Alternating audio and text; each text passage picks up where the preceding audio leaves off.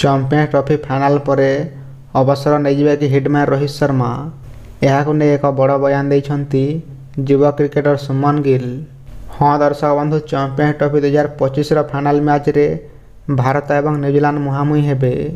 ତେବେ ଗୋଟିଏ ପଟେ ଟ୍ରଫି ଜିତିବା ପାଇଁ ଟିମ୍ ଇଣ୍ଡିଆ ତା'ର ରଣନୀତି ପ୍ରସ୍ତୁତିରେ ବ୍ୟସ୍ତ ରହିଥିବା ବେଳେ ଏହି ମ୍ୟାଚ୍କୁ ନେଇ କ୍ରିକେଟ ପ୍ରେମୀ ଉତ୍କଣ୍ଠାର ସହିତ ଅପେକ୍ଷା କରି ରହିଛନ୍ତି।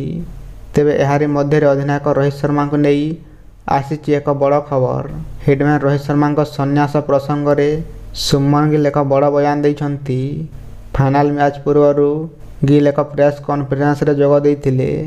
ଏହି ସମୟରେ ରୋହିତ ଶର୍ମାଙ୍କ ଅବସରକୁ ନେଇ ସାମ୍ବାଦିକମାନେ ପ୍ରଶ୍ନ କରିଥିଲେ।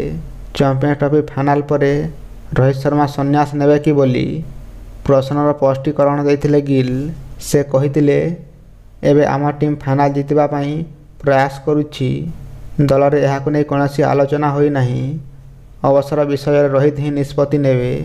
ଏବେ ସେ ଚମ୍ପିଆନ୍ସ ଟ୍ରଫି ଫାଇନାଲ ଜିତିବା ଉପରେ ଫୋକସ୍ କରୁଛନ୍ତି। ବର୍ତ୍ତମାନ ତାଙ୍କର ସନ୍ନ୍ୟାସକୁ ନେଇ କୌଣସି ଚର୍ଚ୍ଚା ହୋଇନି ବୋଲି ସୁମନ ଗିଲ୍ ସ୍ପଷ୍ଟ କରିଛନ୍ତି।